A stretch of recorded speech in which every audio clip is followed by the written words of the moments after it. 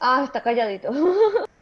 Bueno, Bueno, entonces vamos a iniciar este acto académico. En principio quiero agradecerle tanto a la doctora Fabiola por haber dirigido esta tesis y al jurado que amablemente con todo el carácter académico se comprometió a evaluar su tesis doctoral, que se va a ser defendida el día de hoy por el estudiante graduado Marcelo Andrés Alfonso González, quien aspira a recibir el título de doctor en Ciencias Fisiológicas emitido por el posgrado en Ciencias Fisiológicas de la Facultad de Medicina de la Universidad Central de Venezuela. El título de la tesis es Efecto del péptido natriurético tipo C sobre osteoblastos de rata neonatales en presencia del lipopolisacárido de Escherichia coli serotipo 026B6. Marcelo tiene 45 minutos para hacer su discusión y luego será abordado por los comentarios y las preguntas que tengan también hacer el jurado. Adelante. Bueno, muy buenos días. Como estaba la doctora, esta va a ser mi defensa del tesis doctoral que tiene como título Efecto del péptido natriurético tipo C sobre osteoblastos de ratas neonatales en presencia del lipopolisacárido de Escherichia coli serotipo 026B6. Mi nombre es Marcelo Andrés Alfonso González y este trabajo fue bajo la tutoría de la doctora Fabiola Pláceres Uray. Como una breve introducción, el tejido óseo es una estructura viva, rotativa y compleja que se encuentra en proceso continuo de remodelamiento dinámico, eliminación del antiguo y producción de nuevo tejido. Este es modificado por el ejercicio, por magnitudes de carga y factores metabólicos. Este tejido óseo está compuesto por una población heterogénea de células importantes como son los osteoblastos, osteoclastos y condrocitos. Los osteoblastos son las células especializadas en producir matriz ósea, que está formada principalmente por cristales de hidroxiapatita compuestos por fosfato y calcio. Los osteoblastos aún mantienen la capacidad para replicarse hasta que son rodeados de esta matriz ósea, como se encuentra en este diagrama, y pasan a mantener dicha matriz, y estos osteoblastos posteriormente son denominados osteocitos. Presentan también alteraciones de factores que afectan la fisiología de los osteoblastos, como son la parotormona, la hormona de crecimiento, las hormonas esteroideas, los esteroides sexuales y los péptidos natriuréticos. Dentro de los péptidos natriuréticos tenemos el péptido natriurético tipo C, que es un péptido que se encuentra en dos formas, una de 53 aminoácidos y otra de 22 aminoácidos.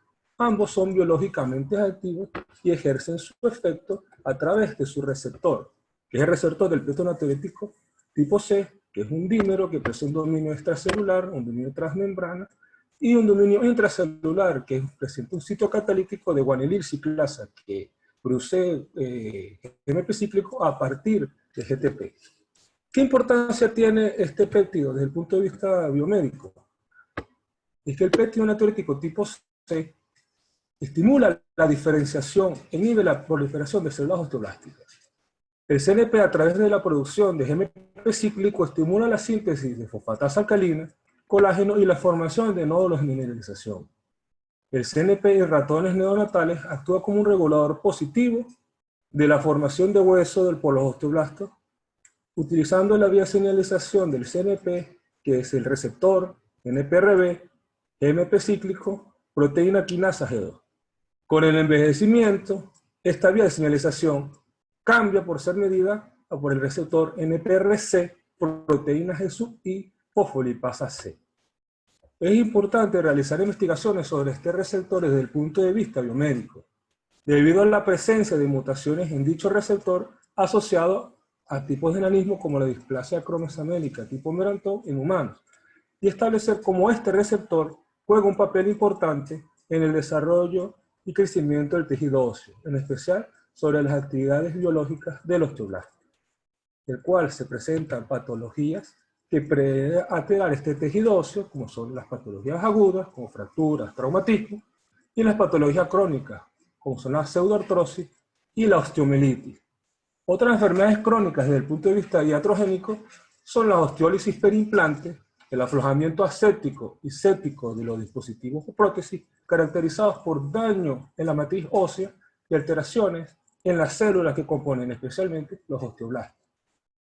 En esta patología se liberan citoquinas que alteran la diferenciación y proliferación de los osteoblastos, que se han evaluado como el factor de necrosis tumoral, la interleuquina 1, la interleuquina 6 y el LPS. Este último, el cual se estudió en esta tesis, proviene de las paredes bacterianas de las bacterias gram negativas. También es conocido como una endotoxina bacteriana y su estructura consiste en 3 porciones. En este diagrama observamos que tiene una porción, un lípido A, un core y un antígeno O. En esta lámina observamos la estructura química del LPS de Escherichia coli. Este LPS ejerce su efecto en los receptores Toll-like, receptores TLR4 que se encuentran en distintas células, también se encuentran en los osteoblastos, y su efecto es estimulación de las citoquinas proinflamatorias. El lipopolisacárido está presente en los osteoblastos y cuando ejercen sus acciones se describen estos efectos. 1. El LPS promueve la inhibición en la diferenciación de los osteoblastos y, consecuencia, disminuyendo la formación de nódulos de mineralización. El LPS estimula a los osteoblastos para la producción y o secreción de interleuquina 6, prostaglandina E2 y RAN ligando. Todos estos inducen a la maduración y o activación de los osteoclastos, los cuales son responsables de la osteólisis. Ambos mecanismos conducen a la pérdida del tejido óseo. Entonces, en este caso, nuestra hipótesis de esta tesis doctoral, cual se procedió de manera original a estudiar el efecto del CNP sobre la proliferación de osteoblastos de ratas neonatales en cultivo en presencia del LPS, como una aproximación a los mecanismos moleculares y celulares asociados a infecciones bacterianas donde esté presente el LPS o la existencia del mismo. En ausencia de la bacteria, como es el caso de los aflojamientos asépticos de los implantes utilizados en la cirugía traumatológica. Esto último justificó este estudio experimental para entender los mecanismos fisiopatológicos asociados a dichas patologías. Entre los objetivos tenemos, el objetivo general de esta tesis es estudiar el efecto del péptido natriurético tipo C sobre los osteoblastos de ratas en presencia del EPS. Dentro de los objetivos específicos tenemos 1. Establecer las condiciones de aislamiento y cultivo primario de osteoblastos a partir de calvaria de rata Speck-Dolly. Caracterizar el fenotipo de la población celular de los osteoblastos en cultivo mediante la tinción de hematoxilina iosina y rojo de alizarina. 3. Estudiar la proliferación basal de los osteoblastos en cultivo durante 24, 48 y 72 horas en respuesta al suero fetal bovino, la interleuquina 6, el TNF-alfa, el CNP y el LPS. 4. Determinar la actividad de la fosfatasa alcalina en los osteoblastos en cultivo durante 24, 48 y 72 horas en las distintas condiciones experimentales. 5. Determinar cuantitativamente el proceso de osificación in vitro mediante la determinación de hidroxiapatita utilizando técnicas espectrofotométricas en los osteoblastos en cultivo durante 24, 48 y 72 horas en distintas condiciones experimentales. 6. Determinar la actividad del NPRB, el receptor del CNP, presente en los osteoblastos en cultivo mediante la cuantificación del GMP cíclico en distintas condiciones experimentales. Y 7. Estudiar las interacciones entre el CNP y el LPS sobre los diversos parámetros vinculados a la actividad osteoblástica, como son la proliferación celular, la actividad de fosfatasa alcalina, la actividad del receptor NPRB a partir de su guanilciclasa y el proceso de osificación in vitro. A continuación tenemos los resultados. Primero, el aislamiento y cultivo primario de osteoblastos a partir de calvaria de rata, en donde aquí observamos la especie que se utilizó de la cepa Sprague-Dawley recién nacida, en donde se obtuvieron las calvarias de ratas y se realizó por primera vez en la sección de biomembrana este proceso de obtención de cultivos de osteoblastos, en donde es un proceso de digestión enzimática con tripsina y colagenasa, y distintos procesos de centrifugación, donde al final se obtuvo el botón celular. Este botón celular es resuspendido y estas células fueron incubadas a 37 grados Celsius, 5% CO2, hasta tener una confluencia aproximadamente al tercer día. Y obtuvimos los siguientes resultados. El cultivo de osteoblastos a las 24 horas, con un 15% de confluencia, en donde observamos que hay una poca cantidad de células, de una forma heterogénea, son células alargadas, que posteriormente, a medida que pasa el tiempo, ya a partir de los osteoblastos de 48 horas, observamos un aumento de la confluencia, mayor cantidad de células en cultivo, y a las 72 horas observamos que hay un 95-98%, hay una población ya se ve más homogénea de células, que garantiza que se pudo separarlo, se pudo obtener de manera satisfactoria los osteoblastos y se pudieron de manera aumentar su cantidad celular.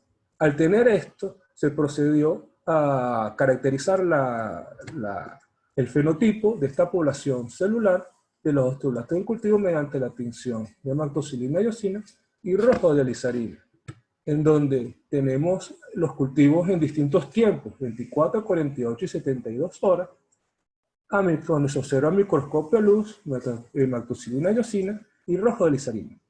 A las 24 horas tenemos una población heterogénea de células inmaduras de aspecto filiforme y alargada. A las 48 horas observamos dos poblaciones de células maduras y células inmaduras de aspecto alargado, filiforme, y otro de aspecto tetraédrico. Ya a las 72 horas tenemos una población homogénea de células maduras con un porcentaje y de forma tetraédrica. Es importante mencionar que en la lámina inferior, donde se encuentra teñida con rojodializarina, el cual rojodializarina es un quelante de calcio, o sea, se une al calcio. Esta más que todo se tiñe los nódulos mineralizados que son productos de los osteoblastos maduros.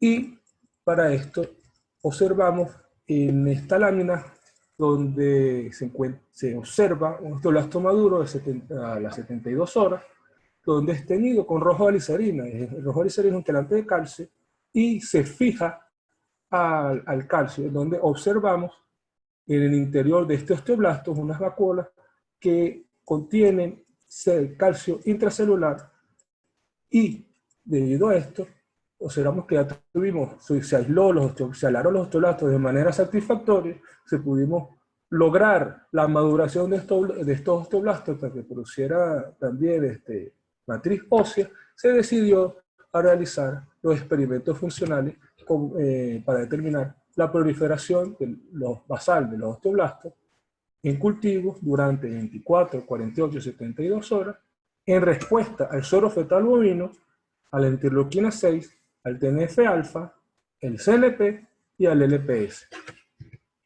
Aquí observamos el efecto del suero fetal bovino sobre la proliferación de los osteoblastos en cultivo, en donde a medida que aumentamos la concentración del suero fetal bovino, aumenta la proliferación celular en los distintos tiempos de cultivo.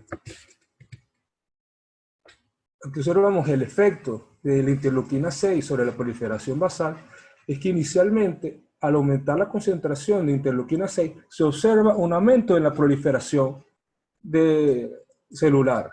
Pero a medida que aumentamos la concentración de interleuquina 6, observamos que hay un descenso de esta proliferación en los distintos tiempos de cultivo. Efecto similar observamos cuando se utilizó el TNF-alfa sobre la proliferación de osteoblastos. Inicialmente observamos un aumento en la proliferación basal, la proliferación celular, y posteriormente hay un descenso de esta proliferación. De manera contraria, cuando utilizamos el CNP, a medida que aumentamos la concentración de suero fetal bovino, observamos que hay un aumento de la proliferación celular en los distintos tiempos de cultivo, con mayor énfasis desde el punto de vista estadísticamente significativo, se observa a las 72 horas. Cuando realizamos el estudio con LPS, observamos que ocurre una disminución en la proliferación celular en los distintos tiempos de cultivo. En esta gráfica resumen, observamos que tenemos una condición basal, el suero fetal bovino, el 20%, aumenta la proliferación celular, el CNP a 100 nanomolar aumenta también la proliferación celular con respecto a la basal, y la interleuquina 6, el TNF-alfa y el LPS en todos a 100 nanogramos por mililitro, produce una disminución de la proliferación celular. O sea, al tener este experimento, se obtuvieron que pudimos aislar los osteoblastos y que el CNP, el suero fetal bovino y las demás interleuquinas nos presentaron respuesta. Entonces, adicionalmente, se procedió a realizar los experimentos de determinación de la actividad de fosfatasa alcalina en los osteoblastos en cultivo durante 24, 48 y 72 horas en las distintas condiciones experimentales. Esta actividad de fosfatasa alcalina es un marcador específico de la actividad de los osteoblastos maduros.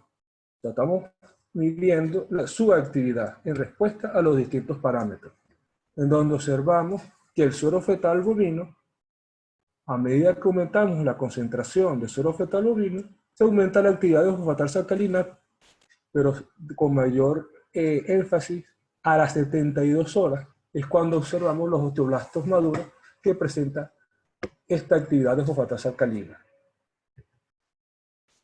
Al tener el efecto de interleuquina 6 sobre esta actividad, observamos que ocurre un descenso, una disminución de esta actividad con respecto a la basal en los osteoblastos en cultivo.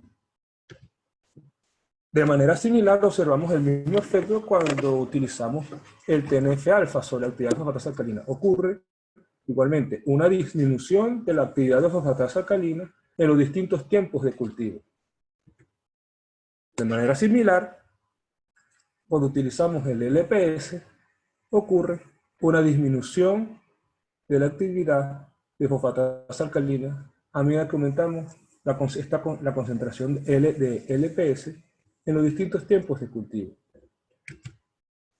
Y cuando utilizamos cuando utilizamos el CNP, observamos el efecto que estimula la actividad de la fosfatasa alcalina a medida que aumentamos su concentración.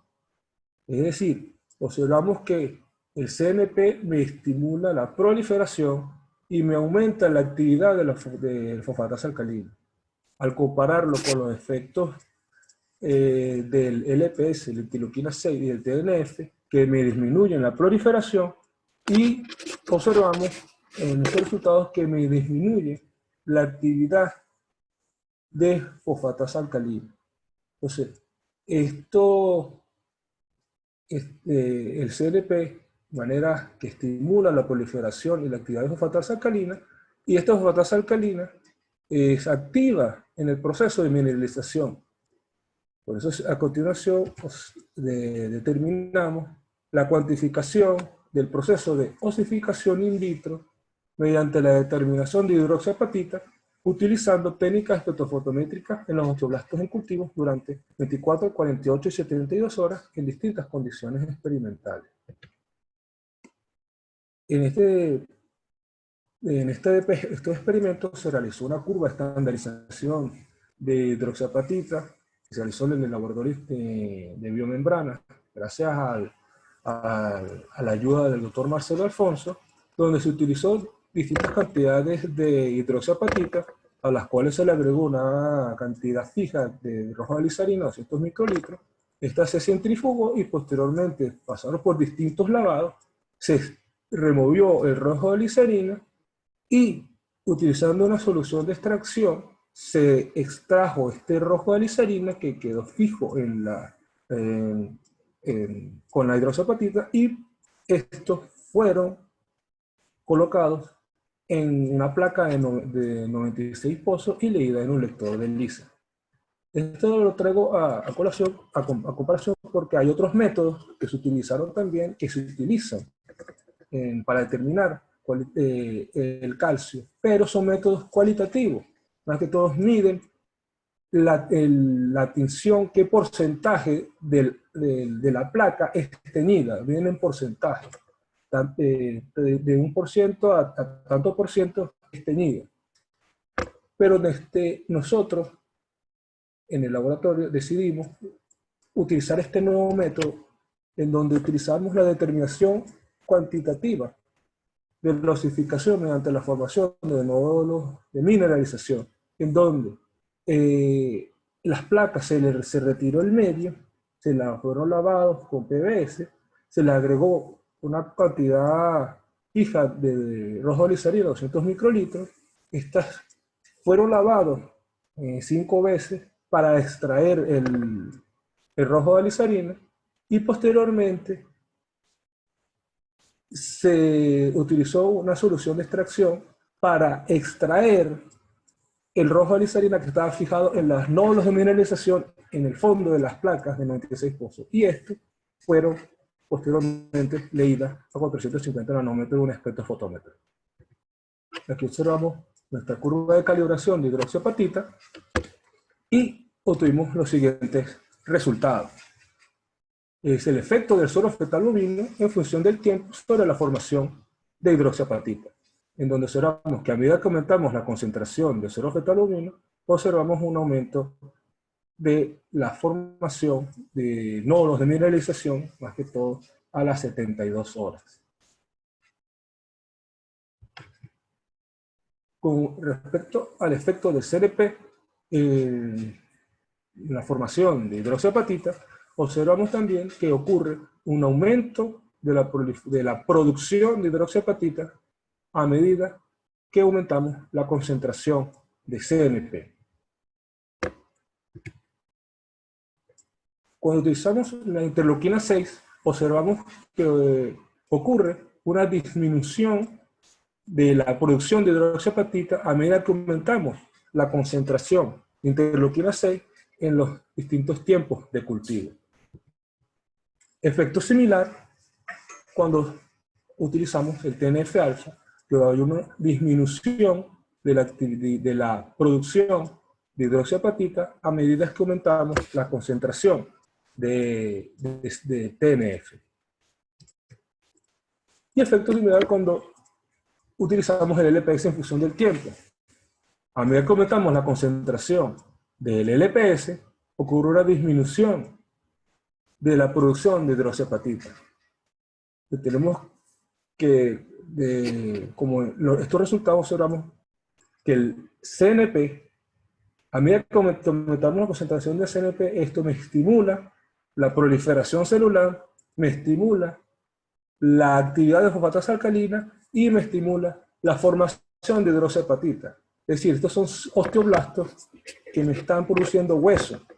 Lo hemos observado que podemos aislar el osteoblasto y que estos distintos experimentos observamos que desde el punto de vista funcional el osteoblasto presenta su actividad de fosfatasa alcalina que es específica de osteoblasto, me produce formación de hueso, que es la formación de hidroxiapatita, la cual la medimos en estos experimentos, y cuando utilizamos las interleuquinas proinflamatorias, como el TNF, la interleuquina 6 y el LPS, es importante, el LPS, observamos que estos citoquinas me disminuyen la proliferación celular, la actividad de fosfatasa alcalina, y por ende también observamos que me disminuye la formación de hidroxiapatita, es decir, disminuye la formación de hueso. Entonces, a continuación utilizamos nuestros experimentos para observar el efecto para determinar el efecto del CNP sobre la actividad del receptor de NPRB presentes en los osteoblastos en cultivo mediante la cuantificación de GMP cíclico en distintas condiciones experimentales. Y hoy tenemos el efecto del CNP sobre la producción de GMP cíclico en osteoblastos, efecto de 48 horas en cultivo, en donde observamos que a medida que aumentamos la concentración de CNP, observamos que hay un aumento en la producción de GMP cíclico. También observamos que a las 72 horas ocurre también un aumento, a medida que aumentamos la concentración de CNP, ocurre un aumento en la producción de GMP cíclico por parte de los osteoblastos. Entonces, como hemos tenido todos estos experimentos, también el CNP me estimula la producción de GMP cíclico en estos osteoblastos. Por eso ahora se decidió, al tener todos estos experimentos estandarizados, se decidió estudiar las interacciones entre CNP y el LPS sobre los diversos parámetros vinculados a la actividad osteoblástica, como son la proliferación celular, la actividad de fosfatasa alcalina, la actividad del receptor NPRB y el proceso de osificación in vitro. Entonces ahora tenemos el efecto del LPS sobre la proliferación de osteoblastos inducida por el CNP a 48 y 72 horas de cultivo. Porque todo se utilizó CNP en todos estos experimentos a 100 nanomolar, ya que previamente se determinó que el 100% es estadísticamente significativo, y observamos inicialmente un efecto, el efecto basal. Observamos que el LPS inhibió la proliferación inducida por el CNP.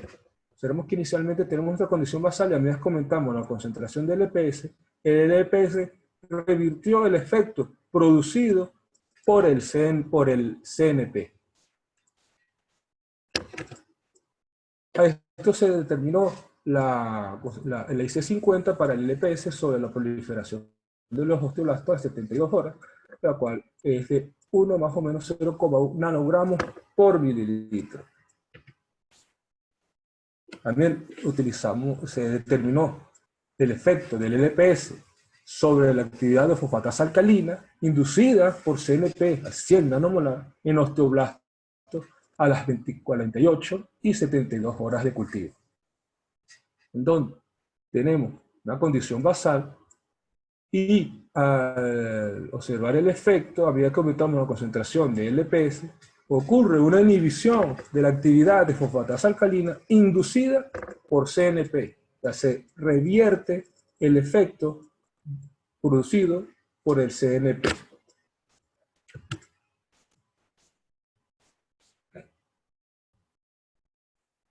Con respecto a la producción, el efecto del LPS sobre la producción de hidroxiapatita inducida por CNP en osteoblastos a las 48 y 72 horas, observamos que a medida que tenemos una condición basal y a medida que aumentamos la concentración de LPS, observamos una inhibición de la producción de hidroxiapatita inducida por CNP. Es decir, el LPS revierte el efecto producido por el CNP. Y, por último, tenemos el efecto del LPS sobre la producción de GMP cíclico, dependiente del CNP en osteoblastos a las 72 horas de cultivo, en donde tenemos una actividad basal, y a medida que aumentamos la concentración de LPS, ocurre una inhibición de la producción de GMP cíclico inducida por CNP. O sea, se revierte el efecto producido por el CNP. Entonces, debido a esto, nosotros proponemos un modelo experimental en donde tenemos el receptor del CNP, que es un dímero con su dominio extracelular, su dominio transmembrana y su dominio intracelular, donde está la porción catalítica de guanilil ciclasa, en donde tenemos en esta posición, que no es escala, sino de manera esquemática, el LPS, que puede tener dos efectos. Uno, un efecto indirecto, en donde mediante la activación del LPS a través del receptor TLR4, me está estimulando la cascada de señalizaciones intracelulares, produciendo una alteración y bloqueándome la actividad de guanil ciclasa y por ende las actividades observadas que eran de fosfatasa alcalina, de proliferación celular y de deposición de calcio. O sea, actividad de deposición de hidroxiapatita.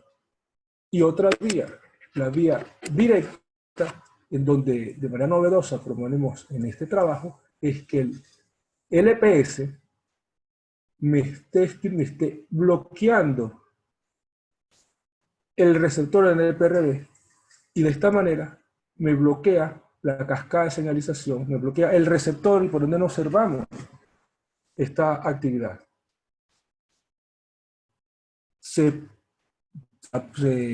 puede, que no se realizaron en esta tesis, sino para futuras tesis, el uso de mastoparán.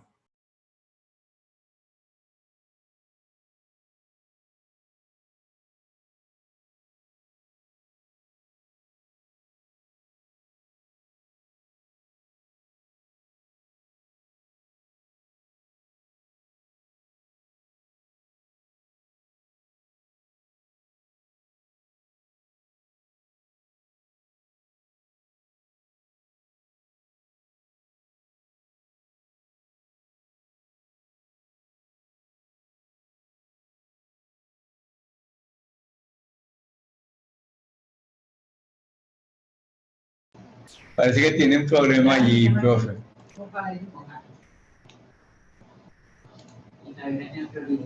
Sí.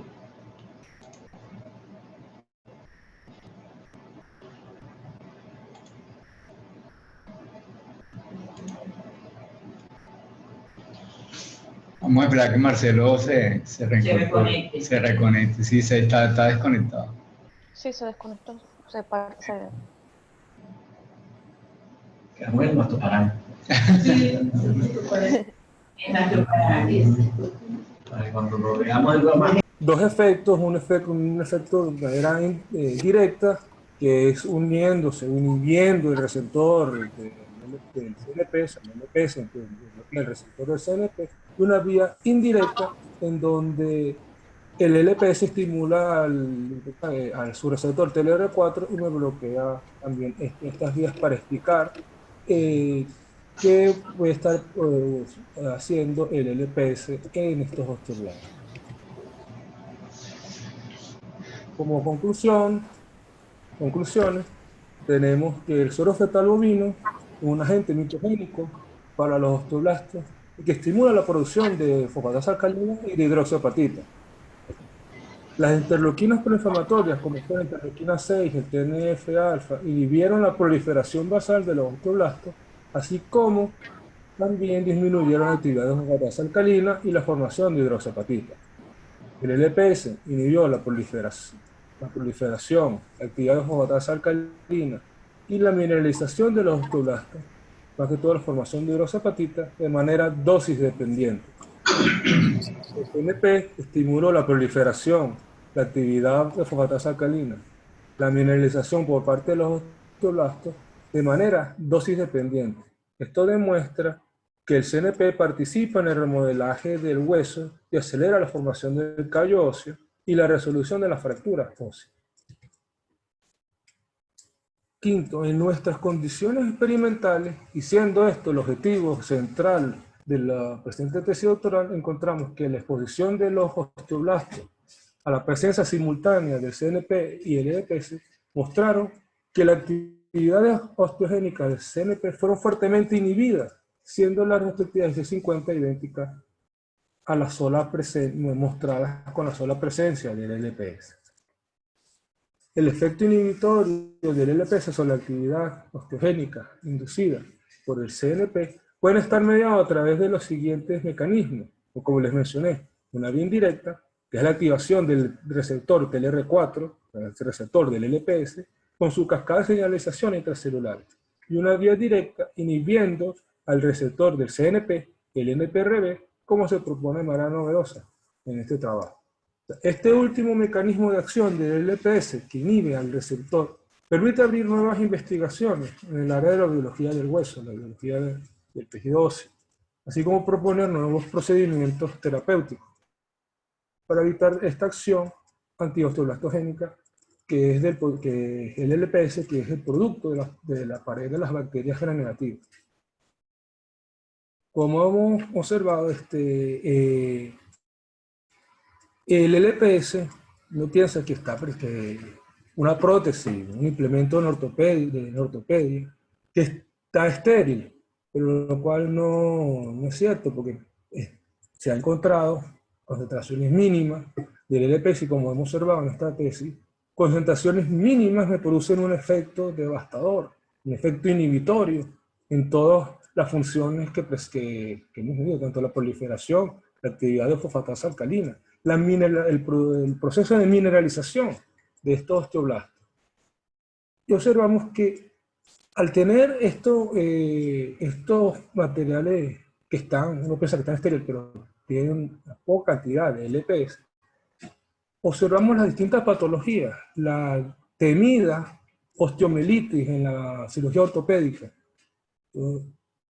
y hemos encontrado y se ha evidenciado que fracturas que se encuentran infectadas no sanan de manera correcta, que se produce una pseudoartrosis o no ocurre el proceso de remodelaje completo en estos pacientes, y por ende pierden algunos la movilidad del miembro el cual estaba afectado, la función de ese miembro el cual afectado, o si es una prótesis, pierden esta prótesis. Ocurre lo que es la osteólisis de esta prótesis y posteriormente el rechazo de esta prótesis. Entonces, este trabajo nos ha demostrado que el LPS es una sustancia, que es muy poderosa el proceso para que interviene en el proceso de remodelación ósea y bloquea a la proliferación de los osteoblastos, y por ende los pacientes no van a sanar, no se va a formar el callo óseo, o ayudado por las prótesis no van a fijar de manera correcta las prótesis. Por eso hemos estudiado que el CNP estimula, ayuda a este proceso de osificación. Entonces, se abren nuevas investigaciones desde el punto de vista de la biología del hueso para entender y para ayudar a revertir este efecto que tiene el LPS sobre la osificación, sobre la proliferación inducida por el tejido óseo.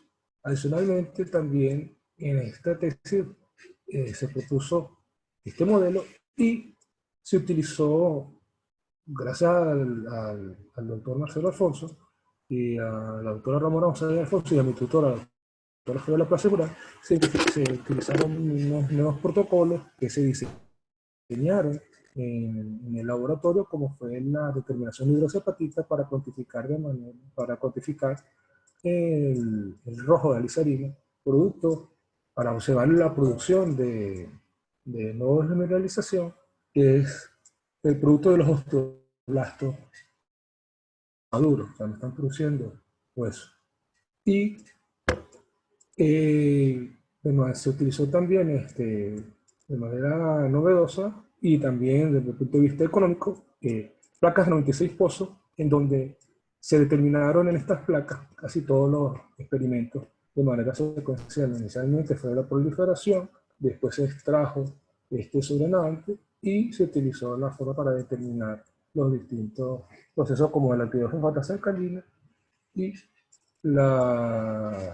se realizó posterior, lo último que se realizó fue la determinación de gen específico. Bueno, hasta aquí la presentación. Muchas gracias por su atención.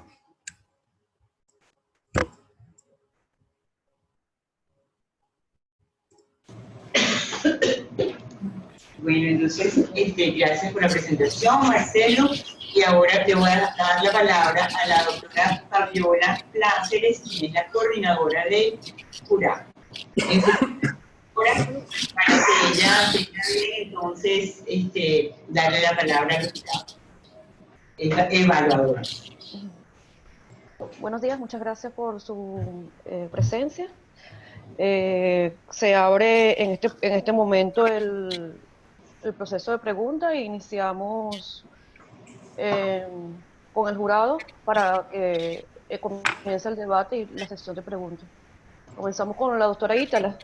Primero comenzamos con las damas. A ver qué... Okay. ¿Puedo empezar? Sí. Mira, yo poco conozco muy bien el detalle metodológico de todo esto. No voy a insistir. Creo que están bien presentados.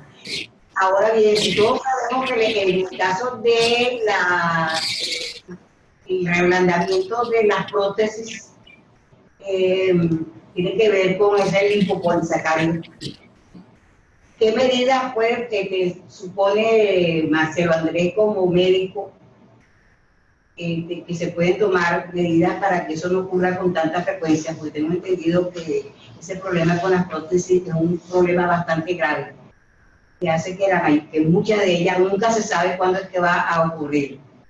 Y que porque el lipopolisacárido ayer es el enemigo, aparentemente el enemigo por todas las vías. Entonces, ¿qué propondría él para prevenir esto?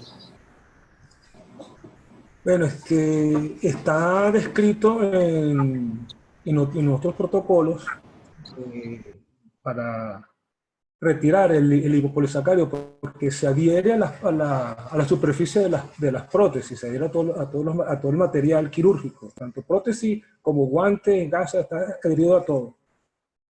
Pero en el caso de las prótesis está descrito unos protocolos de limpieza para remover el EPS, que es utilizando dos lavados. Un lavado con unas álcalis muy fuertes, todavía no están descritos qué álcalis utilizar, y posteriormente unas bases, unos ácidos fuertes para poder remover el LPS. Eso es lo que está descrito nada más, pero no se han realizado estudios en esto. O sea, está mencionado un proceso de remoción del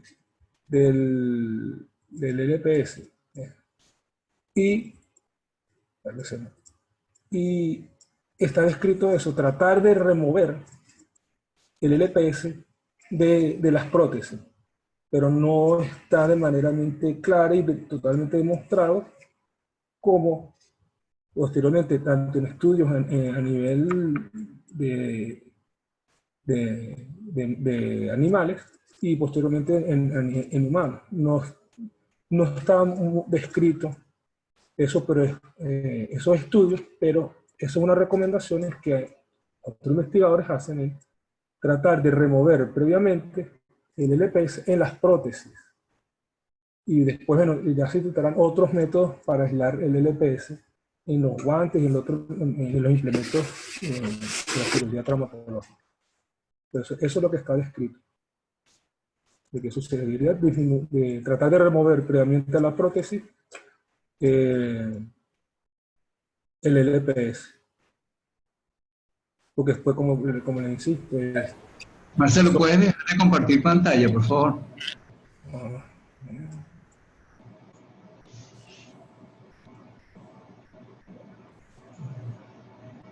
Ok, gracias. Adelante. Bueno, sí, Sigue el que decía otro, y yo vuelvo después.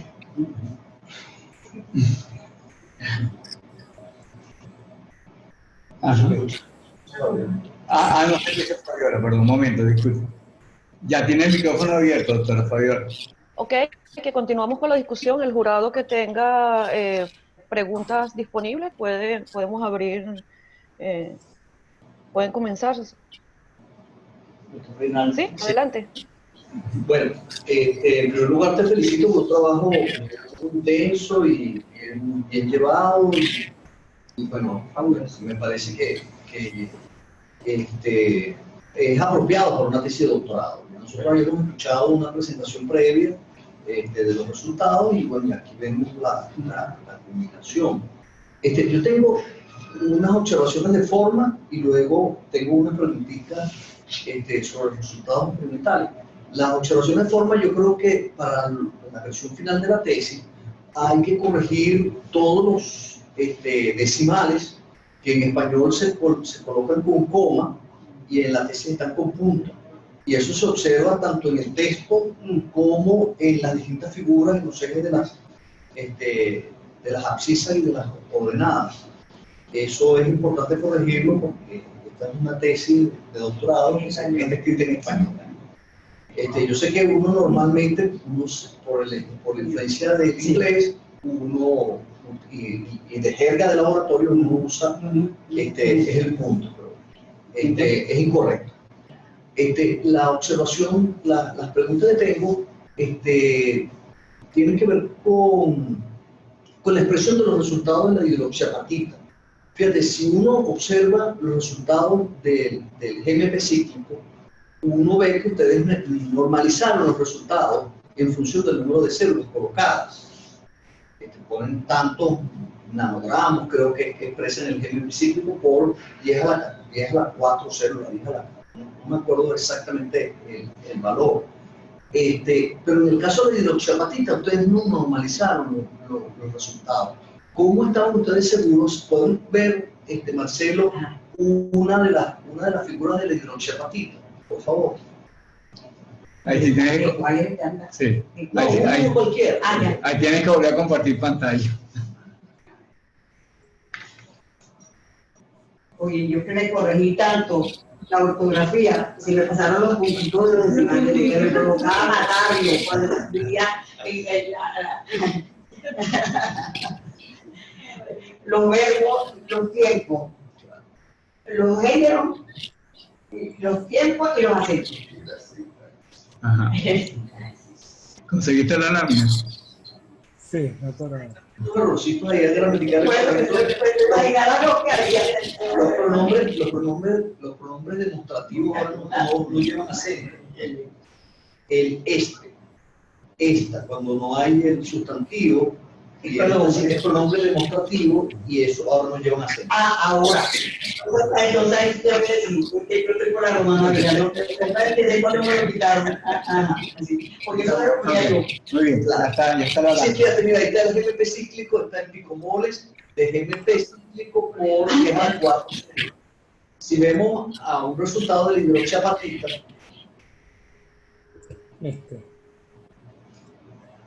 ajá, fíjate, simplemente ustedes lo refieren a absorbancia porque están usando el rojo de la glicerina, pero no, mi pregunta, no debiera eso normalizarse con respecto al número de células, ya que eso le da más seguridad al resultado que ustedes están mostrando.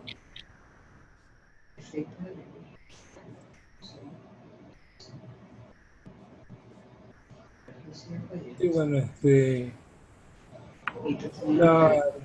para escrito, nosotros en la parte de proliferación celular también se determinó la cantidad de proteínas para tener un valor más específico de esta cantidad. Estos son valores también están estandarizados en la concentración de proteínas, que son valores que se utilizaron. Está bien, pero fíjate que entonces el resultado debiera ser expresado por miligramos o microgramos de proteína. Sí, que está descrito. Son estos. Y no simplemente absorbarse a 450. Sí. Aquí están los pulmones de bien.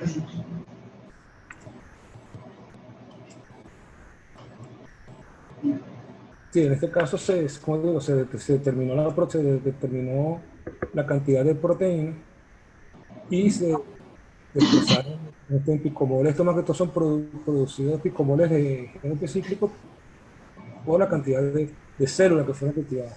Pero también en los experimentos se utilizó la determinación de proteínas para tener no tanto la parte de proliferación, medida por ejemplo por las sales de tetrasolio, sino se midió también la cantidad de proteínas. No, eso está correcto, pero la pregunta mía es, ¿no debieran normalizarse los resultados de hidroxiapatita en función de las proteínas o en función del número de células o cualquier lípido o cualquier parámetro que ustedes tienen? Porque tú me estás diciendo que se normalizó, pero cuando yo veo el resultado solo me aparece en absorbancia a 450 nanómetros.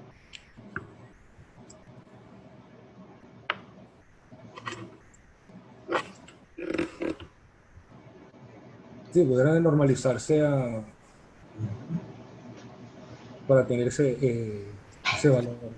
Pero no es esto, No, la de hidroxiapatita.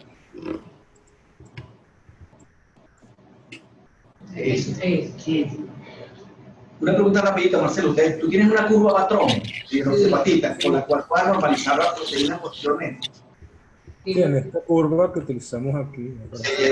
Yo también. Por eso no lo sé de memoria, pero yo sé que estaba normalizado, pero no me acuerdo de todas las. Sí, porque utilizamos, determinamos la cantidad de hidroxiapatita utilizando que fue obtenida con rojo glicerina. Si observamos qué cantidad de rojo glicerina está teñido, qué cantidad está teñido con rojo glicerina, y observamos aquí la absorbancia de la hidroxiapatita. Claro, eso me permite a mí cambiar la absorbancia a microgramos de hidroxiapatita. Eso es lo que me permite a mí la curva, pero cuando yo estoy colocando en las distintas determinaciones, bajo las distintas condiciones experimentales que ustedes están evaluando, bien sea presencia de lipopolisacáridos, bien sea presencia de péptidos, y yo estoy evaluando los niveles de hidroxiapatita, como yo estoy colocando una preparación y estoy colocando una cierta cantidad, yo necesito normalizarlo porque podría alguien decir, entonces lo que estamos observando es un artefacto. Entonces cuando uno normaliza y lo expresa por miligramos de proteína o nanogramos de proteína o por líquido o por cualquier otro de los parámetros, número de células, entonces ya eso me permite a mí descartar la posibilidad de que sea un artefacto experimental de laboratorio. ¿Me queda claro lo que te estoy diciendo, Marcelo? Sí.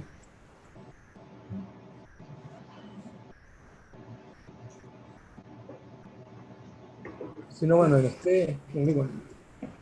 este caso, pues, sino que no puede ser un artefacto porque estamos determinando la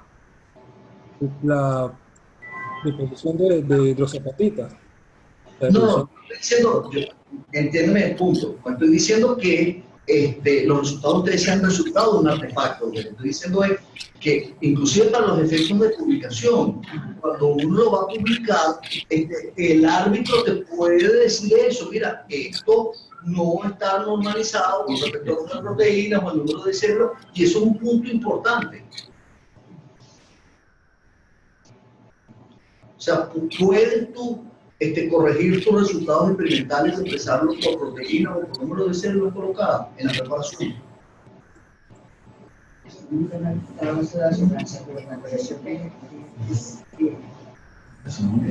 ¿Cuál es el filtro que absorbe el filtro? Que no hay filtro en esta absorbancia que absorbe el ruido. Entonces tú no llegas a ver si eso realmente es el contenido real o no. que no le llega el sonido. No sé, él se congeló. Ahí. No, no, no. No, no, ya congelado. No, no está congelado, está pensando.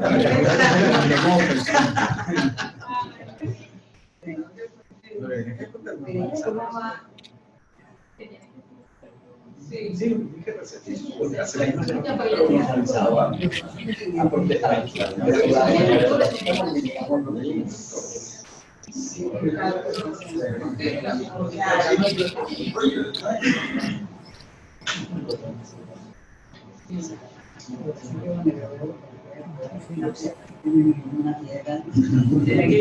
escuchó que la gente que si puede cambiarlo o no puede cambiar los resultados.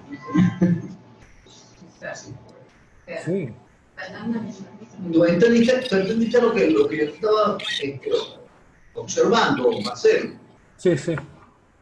Estás pensando. Sí, se puede, tomar esas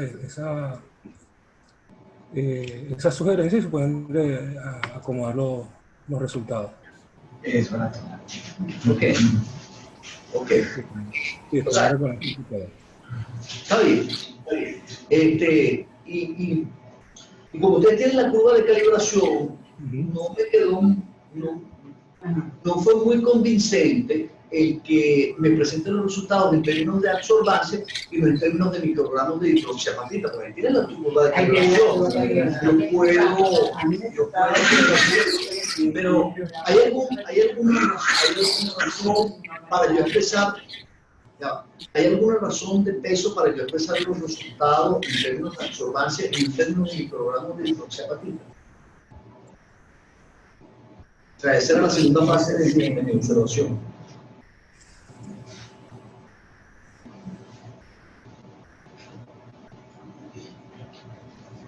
Sí, también puede ser expresado por gramos de hidroxiapatita. Claro, o sea, precisamente tú pones tu curva de calibración de hidroxiapatita y la curva de calibración se hace para eso. Pero de todas maneras, al ver tanta observancia, si usa eso, le equivale a tanto microgramos. Es correcto, sí, O sea que el resultado Debería ser bastante similar. Claro. Eso no La es forma lo que pasa es que uno generalmente no gusta eso de usar la observancia. Eso no es un término de Claro. pero cuando yo vi eso me quedé tranquilo.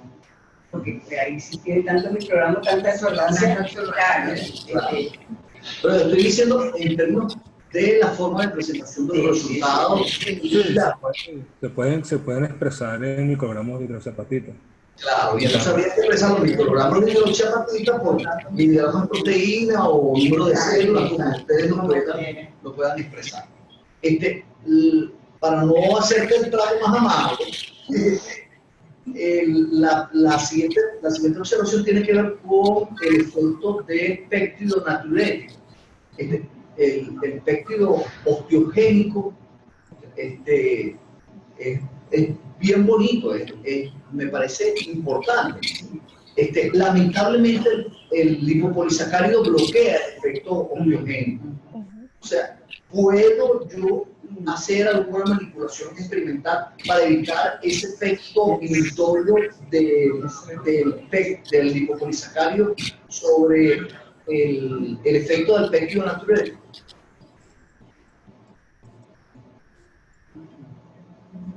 Bueno, como se pueden proponer realizar estudios, pues, a ver si podemos bloquear el efecto utilizando mastoparán, que me bloquea, observar si el LPS a nivel del receptor, y este receptor me bloquea la producción de guanilina ciclasa, o si el LPS estimula el receptor, el TLR4, y a partir de su receptor, digamos aquí en la lámina,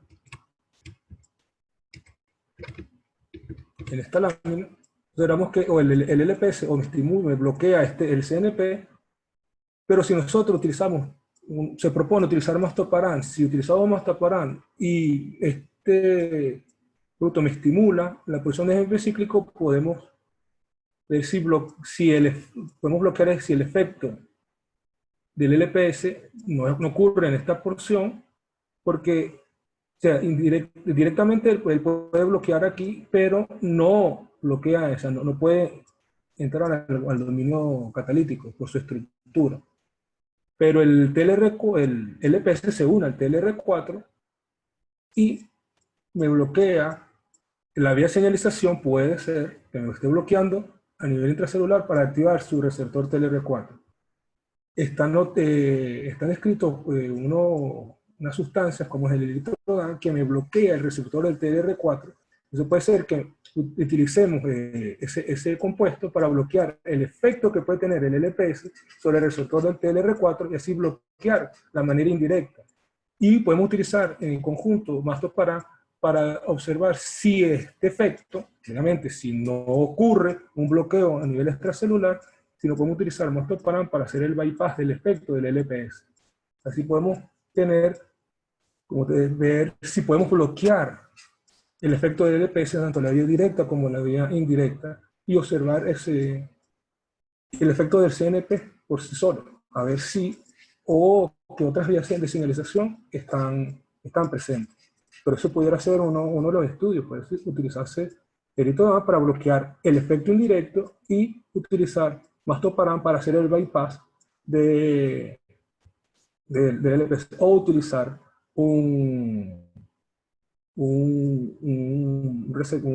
una sustancia que bloquee también el receptor del CNP, pudiera ser también para realizar otros estudios.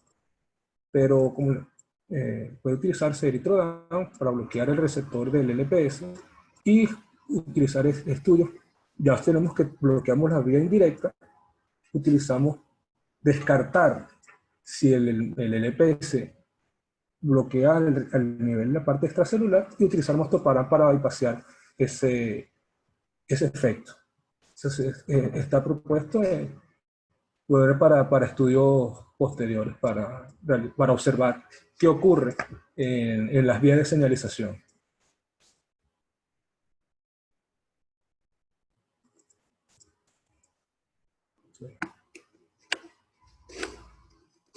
¿No se escucha? Sí. Ahora sí. Mira, la última pregunta por el momento. ¿Cuál es el efecto sistémico del mastoparan? La próxima bien. El mastoparan lo que realiza es que produce un aumento de la actividad de gen específico a nivel celular. Sí, pero, o sea, una persona, yo vengo y le inyecto por viendo venoso mastoparan, ¿qué le pasa? Produce un aumento de la liberación de histamina. El mastoparan, que es un extracto del veneno de avispa, lo que produce es un aumento de la liberación de histamina y puede producir en los pacientes un shock anafiláctico. Claro. Es un producto un extracto purificado de las avispas. Está bien. Pero yo sí podría, si el modelo es correcto, yo sí podría, con un catéter, lanzarle mastoparan directo a la prótesis. O sea, digo, para no tener evitar la cirugía, el tener que exponer la prótesis, lavarla con ácido, con álcali para remover los lipopolisacáridos. ¿Tú lo ves eso factible? Yo no me lo dejaría hacer. Pero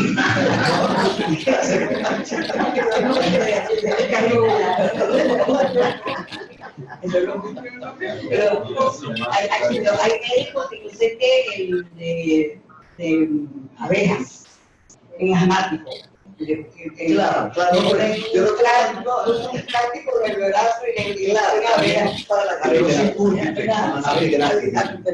Sí, pero yo me estoy refiriendo a que yo hacerlo como hacen con la braquiterapia, o sea, meterle con un catéter y llegar a la prótesis y lanzarle ahí el mastoparan. ¿Tú lo ves eso viable? O impregnar la prótesis de mastoparan. O sea, impregnarla en vez de antibiótico, impregnarla de mastoparan o de algún otro. Pero en ese caso habría que exponer. Antes de colocarlo. Con el colocar la prótesis, en vez de que la prótesis viene en el paquete, previamente En el caso del proceso de esterilización, se le puede colocar, hay una prótesis que tienen antibióticos, que están impregnados con antibióticos, se le puede colocar un compuesto de enoxaparano o otro compuesto que me favorezca la remoción o el bloqueo del LPS. O de manera, desde el punto de vista de ingeniería, de bioingeniería, utilizar algunas nanopartículas para agregarle una sustancia que no impida la unión del LPS. También se le puede colocar CNP en conjunto con otras sustancias químicas, puede ser mastoparano o inclusive puede ser eritrovan o otra sustancia que me bloquee el receptor del TLR4 también, que ejerce su efecto en los osteoblastos. A su vez el TLR4 estimula la producción de RAN ligando por los osteoblastos. El RAN ligando y la interleucina 6 me favorece la estimulación de y maduración de los osteoclastos, que son la clave también para la degradación del hueso. Entonces, se puede colocar prótesis que estén impregnadas con antibióticos para eliminar las bacterias, pero queda presente como las bacterias dejan como unas minas que son el LPS, que son los pilis, son donde se adhieren las bacterias a las prótesis, pero queda esa sustancia adherida. Queda sustancia adherida y puede colocarse hacer unos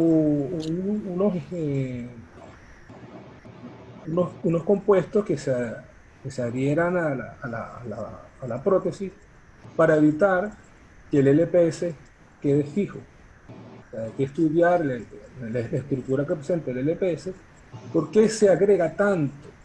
Puede colocarse, podemos especular como un efecto magnético, digamos, que utilizar unos compuestos en la prótesis o a implementarle desde el punto de vista físico-químico, a darles unas características que se impidan que el LPS se adhiera, sino que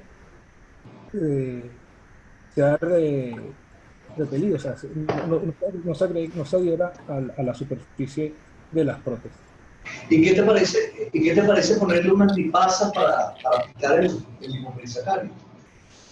No polisacáridas.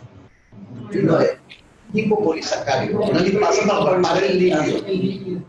Para armar el líquido. Ya, pues pudiera ser, pudiera estar, o sea, aquí uno puede especular mucho, uno puede como Claro. estas sustancias para evitar el efecto del LPS. Pudiera colocarse para degradar el LPS. Hay que ver qué tipo de lipasa pudiera ser. Por el problema que está, como presenta su estructura química, hay que diseñar un tipo de lipasa y ver si esta lipasa no ejerce algún efecto en los lípidos de la membrana celular, porque también está compuesta por lípidos. Cuando que no ocurra un efecto adverso en la célula de los pacientes, la célula de otro lado.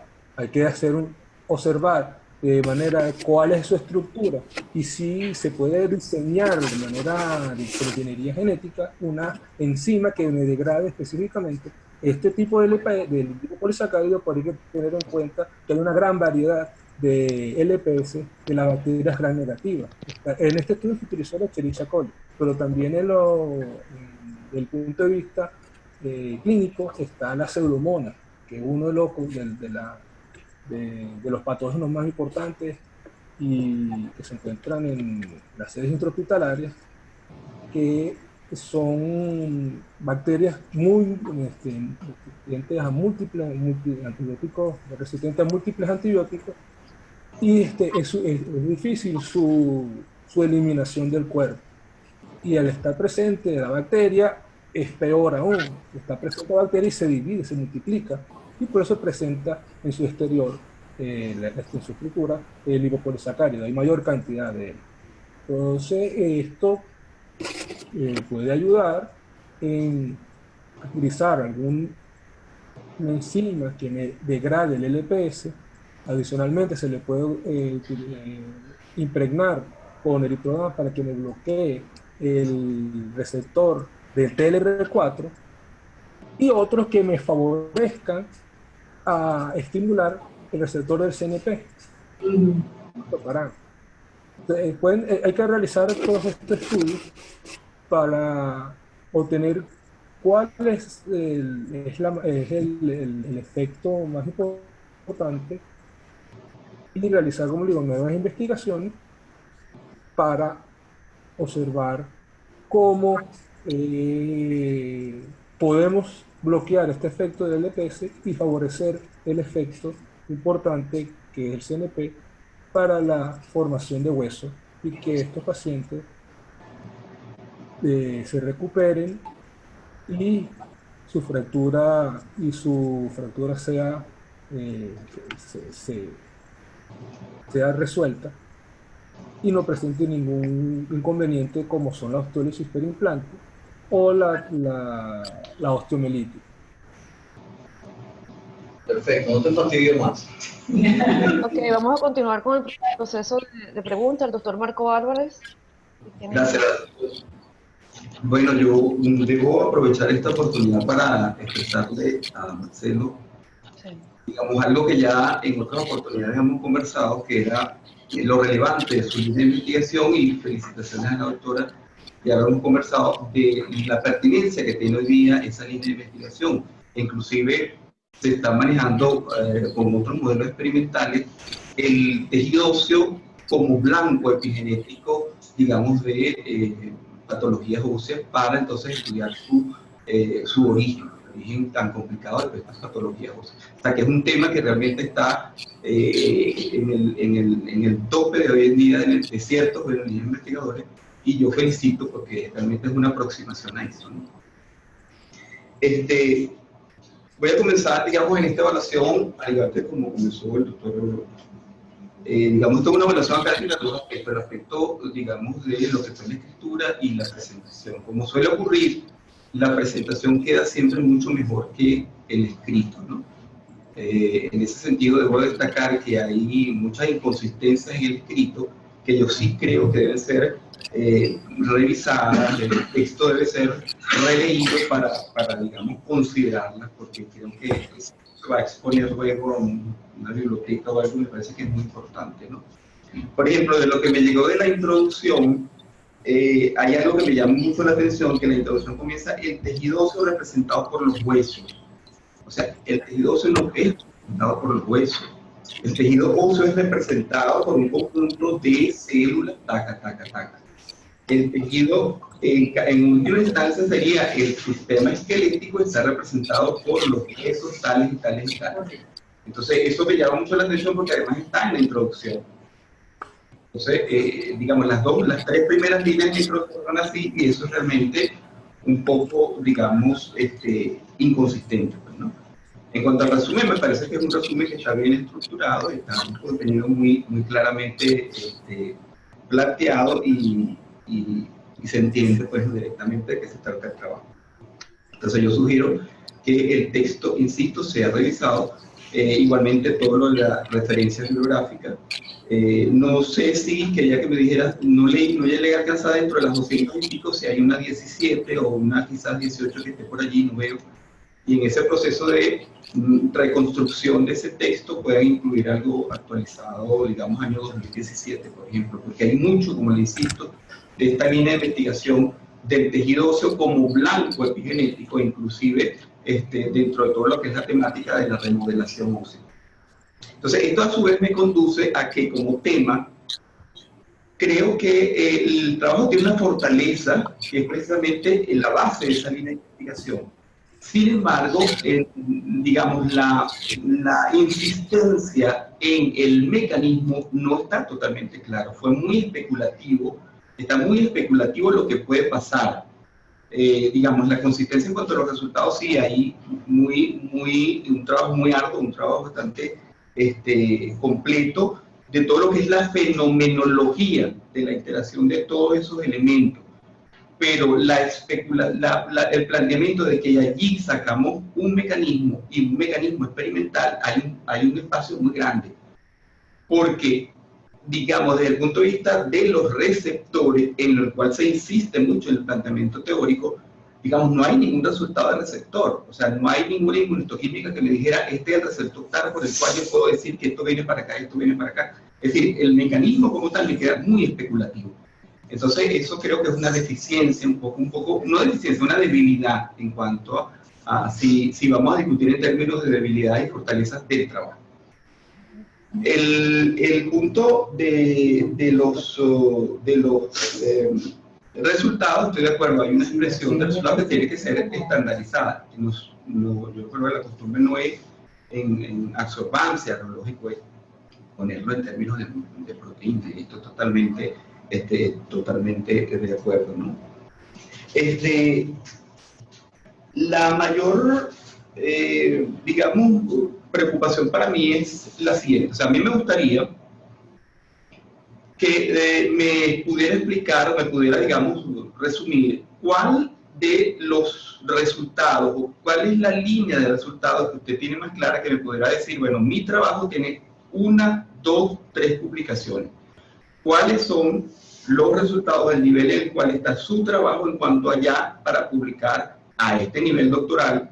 Porque estamos, digamos, hablando de un nivel doctoral en donde ya usted tendría que estar montando sus publicaciones.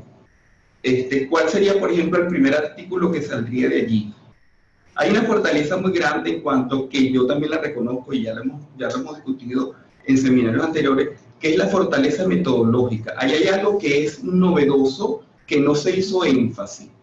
Usted mismo se hizo énfasis al final, pero digamos, en cuanto a lo que puede ser el contenido fuerte del trabajo, de creatividad, de aporte original, está precisamente en el aporte metodológico que usted mismo explicó. Creo que hay 2 aportes metodológicos importantes, que quizás pudiera ser a lo mejor me estoy dando la respuesta, una de las primeras publicaciones. Pudiera ser un paper de metodología, un paper de cultivo de tejido, etcétera, cultivo celular, que me gustaría que usted las destacara y le subiera el volumen a esas 2 metodologías, que si se descuida se las publican. Entonces a mí me gustaría que ustedes hicieran énfasis en esas 2, en ese aspecto, que es una fortaleza, insisto, del trabajo, más que el mecanismo propuesto. Para mí el mecanismo propuesto todavía está muy en pañales. Sí. Entonces, en cuanto a eso, ¿qué me diría usted de eso?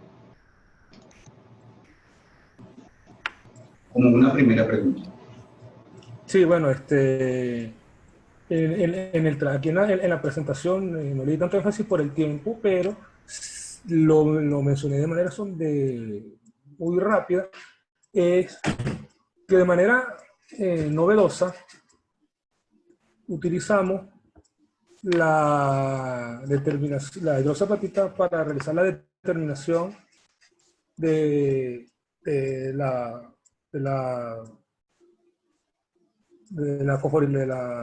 producción de hueso. O sea, utilizamos el rojo de alisarina, este protocolo, que para determinar, lo que utilizamos fue que en la hidroxapatita la teníamos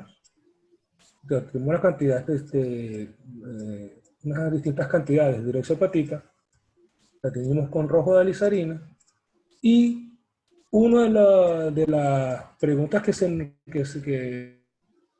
las preguntas y también problemas que nos ocurrió en el proceso de obtención de estos experimentos es que la hidroxapatita, el rojo de alisarina se fija en la hidroxapatita y queda en suspensión. Entonces, uno de los inconvenientes que se nos presentó en el laboratorio es cómo extraer esta hidroxapatita que está en suspensión. Entonces, surgieron varias ideas y una de las que resultó favorable fue, obviamente, y se la voy a presentar nuevamente, es el proceso de centrifugación. O sea, se lavaron 3 veces y se centrifugó múltiples veces para ir removiendo el exceso de hidroxapatita que no está fija, de rojo de alisarina, que no está fijada a la hidroxapatita. Eso, cuando uno está haciendo este experimento, uno piensa, no, pero cuando yo lo menciono, suena fácil, pero lo cual no es fácil. Uno tuvo que pensar y crear este modelo de extracción con los implementos que están en el laboratorio. O sea, con todo esto, esta tesis fue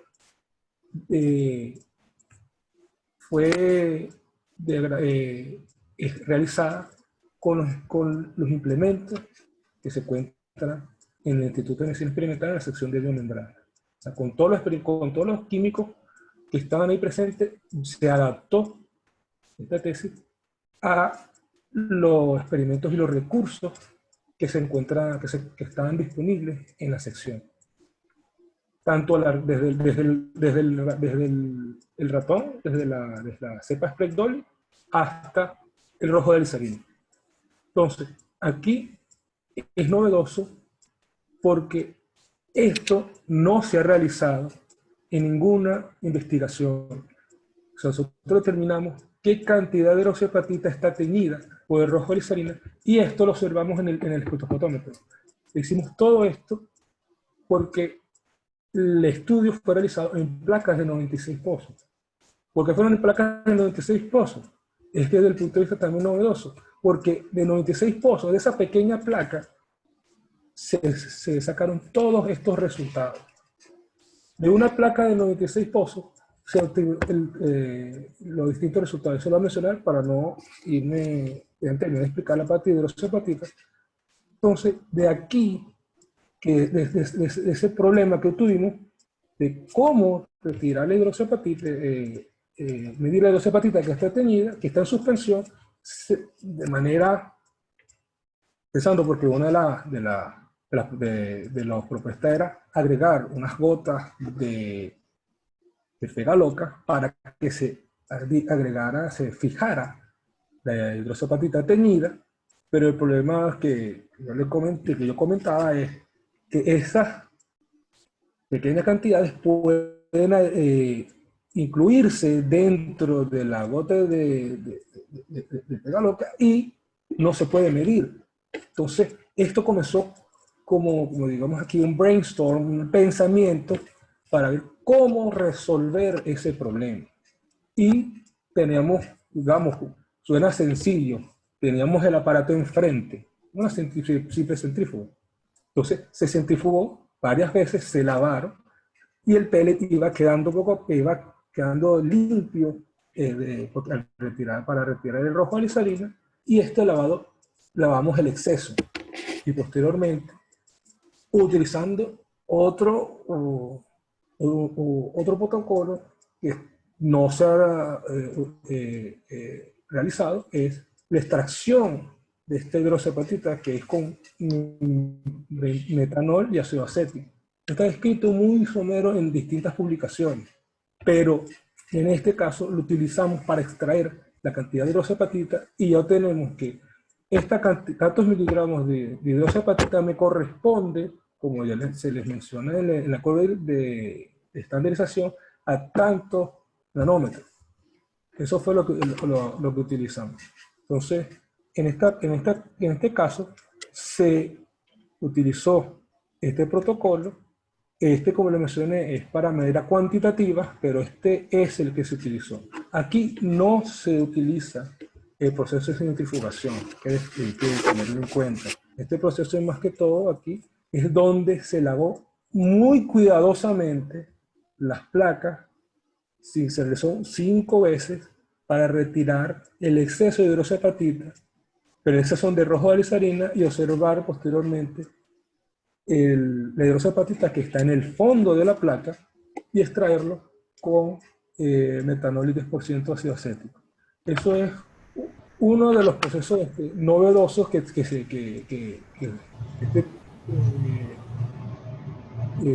este protocolo de formación de hueso para determinar de manera cuantitativa el efecto de osificación. Eso puede ser un trabajo que puede estar publicado en una revista de protocolos, donde puede utilizarse métodos de determinación cuantitativa para la formación de no mineralización en osteoblastos. Exacto.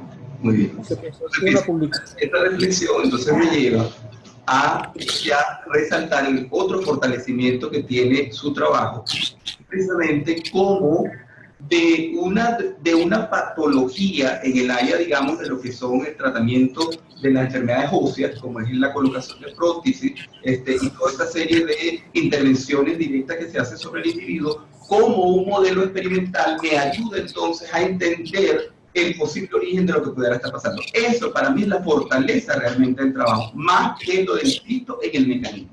Porque para el mecanismo no hubo realmente consistencia en cuanto a la metodología experimental. Entonces, yo rescato la fortaleza del trabajo en ese sentido. Entonces, quizás un poco cuando se les sugiero si lo van a hacer, si lo toman en cuenta o no, la reestructuración de ese texto, eso se le hiciera énfasis a ese aspecto, porque creo que es uno de los aspectos fundamentales del trabajo. Otra debilidad que veo un poco en cuanto a los resultados es que, por ejemplo, todo el análisis de lo que son los cultivos, digamos, se muestra muy bien, porque las imágenes más, tengo que decirlo, yo participé en la toma de esas imágenes, sin embargo el análisis está carente, es decir, no sabemos cuánta población de esas células que estaban allí dieron las características, cuántas no, qué porcentaje sí, qué porcentaje. Ese análisis, digamos, falta en los resultados cuando se muestran las imágenes, que pudiera ser perfectamente otro artículo con alguna de las gráficas que se muestra, digamos, de la alteración o la respuesta fenomenológica que ocurre cuando se da la mezcla CNT, LPS, etcétera, etcétera. Entonces, yo creo que esa es otra de las cosas que hay que hacer en cuanto a los resultados, porque una publicación con esas imágenes no va a ser suficiente para una revista. Ya la pregunta, bueno, ¿cuál es el porcentaje de células que respondió, que no respondió, que le da fortaleza también a la metodología experimental? Eso pudiera ir combinado, por ejemplo, con alguna de esas reflexiones de la importancia que tiene ese nuevo protocolo que ustedes, digamos, dentro de su experiencia adquirieron. Entonces yo sugiero por ahí otra revisión de ese aspecto de los resultados.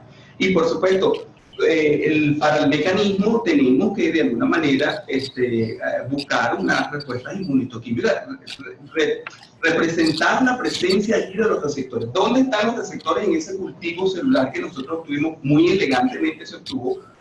¿O dónde están los receptores? ¿En qué nivel aparecen o no aparecen? Porque qué tal si yo me estoy planteando un modelo como el que se ha propuesto y resulta que cuando hago la identificación o intento hacer la identificación en las células en cultivo resulta que no aparecen. Y no aparecen por muchas razones. Están escondidos, la metodología me los está destruyendo, etcétera, etcétera, etcétera.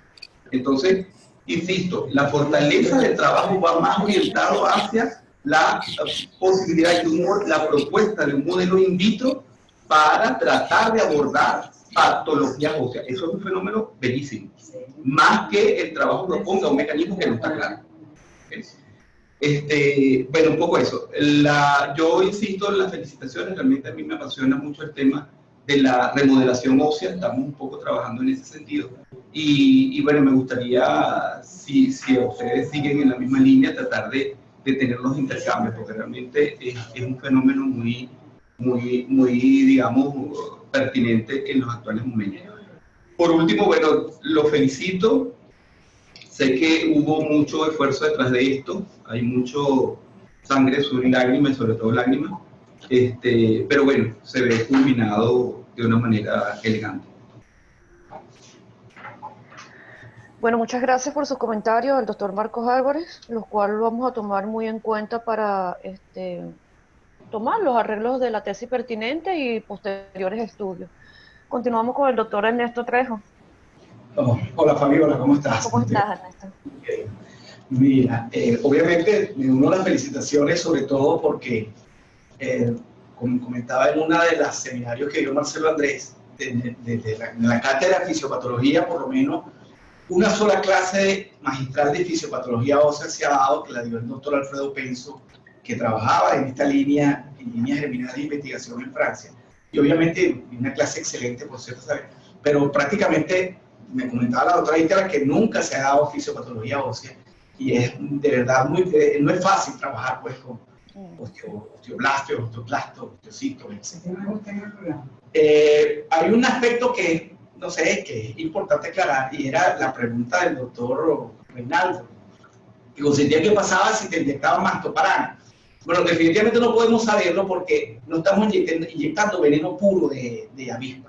El veneno puro de avispa tiene factores de desarrollo del nervio, tiene una cantidad de elementos que no solamente es Mastoparán. O sea, nosotros no podemos saber si Mastoparán va a inducir liberación directa de histamina. No sé, probablemente lo haga. Y si produjera ese efecto, no sería un shock anafiláctico, tendría que ser un shock anafilactoide. Porque para que se produzca un shock anafiláctico tiene que haber una sensibilización previa con inmunoglobulina E que se fija en mastocito y a través de las regiones variables el antígeno produzca la liberación, en este caso de histamina, porque son componentes diferentes. Y yo básicamente tengo, obviamente, lo he comentado mucho con la doctora Ita, el trabajo de Marcelo, los cultivos, viví, entre comillas, en paralelo el trabajo que pasaste en el salón de cultivo, trabajando en eso, y básicamente hay unos aspectos que obviamente estamos enfocando exclusivamente al factor osteogénico. Lo relacionado con el péptido natriurético C es obvio. Eso es el objetivo de tu tesis, ver ese efecto, así como ver el efecto de elementos contrapuestos o antagónicos, como puede ser la LPS bacteriana. Yo solo quería preguntarte, porque eso es lo que veo en fisiopatología. Los elementos hormonales, calcitonina y paratormona, ¿qué juego o qué papel cumplen en tu trabajo? Y en todo caso, ¿qué fuente sugieres tú que podría ser esta hormona para que se pudiera producir la calcificación ósea? O en todo caso la descalcificación. Y la hormona de crecimiento. Y la hormona de crecimiento también.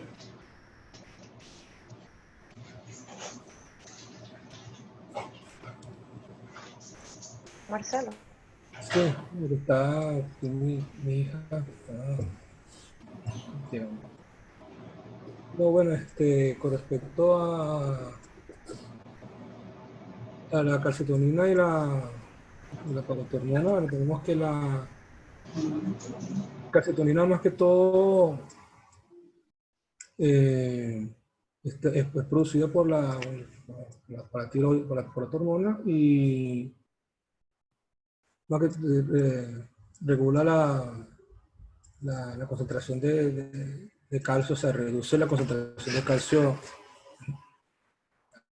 a nivel en el nivel de la sangre. Que en este caso, en nuestro estudio, de la calcitonina y de la paratormona, nosotros no realizamos ningún estudio con Fuente de calcitonina y paratormona en tu estudio. Disculpe. ¿Tú crees que hay alguna fuente de calcitonina y paratormona en tu estudio? O sea, si los animalitos ya están... No, dentro del cultivo. Ah, ya. ¿Tú crees que hay alguna fuente de calcitonina y paratormona en tu estudio? Por supuesto, en homeostasis. No creo que haya cuenta. Claro, vale, el suero fetal bovino es un elemento que tiene, no juegue absolutamente todo lo que tú consideres para que pueda crecer. De hecho, si el suero fetal bovino, el crecimiento de esa célula, si no lo diga, es virtualmente imposible. Entonces, esa es la fuente principal probablemente. No, si tú le determinas calcitonina y paratormona, el suero fetal bovino seguro que vas a conseguir. Siempre que los experimentos, o sea, no se hayan Exactamente. quitado el suero, Posiblemente, exactamente. se hacen experimentos sin suero De todo fetal, modo, ya ves el efecto así secado. es así. De todo modo, bueno, básicamente te reitero las felicitaciones, es una línea brillante, es una línea que pienso yo que tiene mucho que explotar y bueno, y yo no tengo más preguntas ni observaciones que hacer.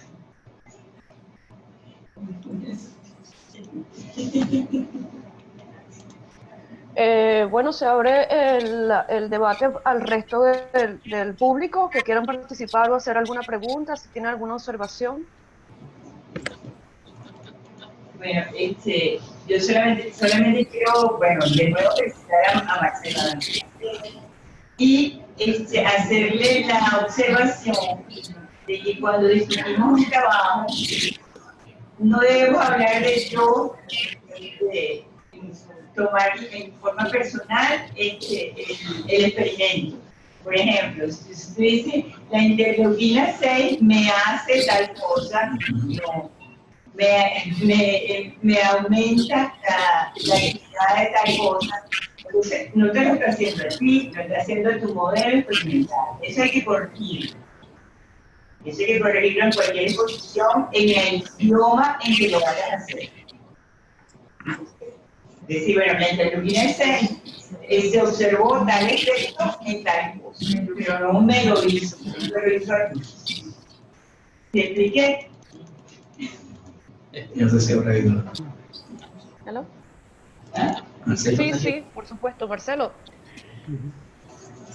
Entendiste lo que te dijo, lo que te está comentando la doctora Suri, o sea, que se debe hablar de una manera un poco más Objetivo. en tercera persona y objetiva, como equipo de trabajo, lo que le está ocurriendo a tu modelo experimental y no tratarlo de forma... Sí, eso es una falla que hemos tenido con Marcelo, ha mejorado muchísimo como era originalmente, sin embargo, creo que todavía tiene mucho que aprender. Hay muchos puntos importantes en la tesis. Originalmente nosotros tratamos de hacer una tesis doctoral, lo que equivale a una tesis doctoral, teniendo pocas herramientas, como estaba la situación del país, como estaba la situación dentro de los laboratorios, y usamos la imaginación y el talento que tenemos como científicos para utilizar herramientas como son metodologías que han sido descritas y que han sido utilizadas durante años, adaptarlas y que se pueden ser utilizadas perfectamente para hacer un estudio de los que son potentes hoy en día, como utilizar la hematocilina y auxina, medición y cuantificación de porcentajes de células, irnos como a la base de lo que es cómo funcionamos como biólogos, como investigadores, a traerlo a la palestra, esas investigaciones básicas para hacer un trabajo de envergadura como es un proyecto de tesis doctoral. Es ahí la relevancia de lo que nos decía el doctor Marcos Álvarez, y el cual le extendemos nuestro gran agradecimiento, porque fue parte importante y relevante en lo que fue el realizar los experimentos iniciales en este proyecto de tesis doctoral. Y es verdad, la importancia y la relevancia y el peso importante lo tiene la base experimental de base, lo que son las células, lo que es la cuantificación de células, lo que es el diseño meteorológico como tal. No tuvimos tiempo de hacer unos ensayos más funcionales, que era como nos hubiésemos gustado y como lo teníamos en mente. Sin embargo, considero que con las herramientas que tenemos pudieran salir publicaciones interesantes y que pudieran servir de estímulo para otros estudios posteriores. Hay mucho, nosotros simplemente pusimos a la palestra un inicio, pusimos las bases principales a lo que es el abierto de un estudio inmenso que se pueden hacer y se pueden especular muchas cosas, pero pusimos las bases fundamentales y tratamos de ponerlas bien sólidas para que se inicie un proyecto de investigación bastante amplio, y espero que en la sesión de biomembrana o dentro del instituto alguien pueda continuar con dicha investigación. Mis agradecimientos a todos, y bueno, cualquier otro comentario adicional va a ser bienvenido y de mucha ayuda para todos.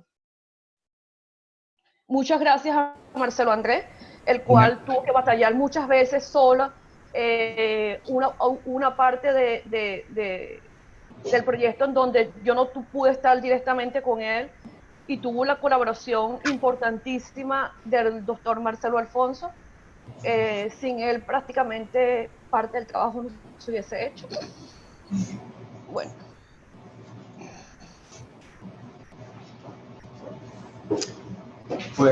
Sí, no, quería destacarle, doctora, que ese principio que usted ha descrito en sus palabras de conclusión me parece que es fabuloso. Yo creo que ahí estamos en este momento, es decir, rescatando esas técnicas que se consideraban ya en los baúles, y sabemos que con eso, si le colocamos un poco de inteligencia, que es la que nos sobra, podemos hacer cosas maravillosas. Yo creo que yo parto de ese principio, y por eso me ha entusiasmado tanto esa conexión con ese trabajo del profesor Marcelo y su persona. Exacto, o sea, yo pienso que no es porque de repente no tengamos el reactivo costoso, que no nos llega el anticuerpo de última generación. No nos olvidemos de todas las bases fundamentales y todo como nos hacían pasar en los laboratorios cuando estábamos aprendiendo, que hacíamos una espectrofotometría o un espectrofotómetro, cómo nosotros mismos arreglamos las cosas. O sea, nosotros tenemos las herramientas, tenemos los conocimientos, y no nos limitemos en base a las circunstancias que nos pasen. Yo creo que todavía hay mucho por hacer. Los conocimientos los tenemos y podemos continuar con duro esfuerzo, pero yo creo que se puede continuar. Sí. Bueno, muchas gracias. Gracias, doctora. Entonces, yo voy a pedirle al jurado evaluador que se quede con usted para hacer entonces la evaluación, el dictamen del veredicto. ¿De acuerdo? Entonces, agradecemos al público que se retire. Y a Marcelo lo vamos a sacar también. A Marcelo también lo vamos a sacar. Que se conecte, no sé en cuánto tiempo se vuelve a conectar. 20 minutos. 10 minutos. 10 minutos. Ok, te vamos a sacar y te vuelvas a conectar como unos 10, 15 minutos más o menos. Ok. 10 minutos, 10 minutos. Okay.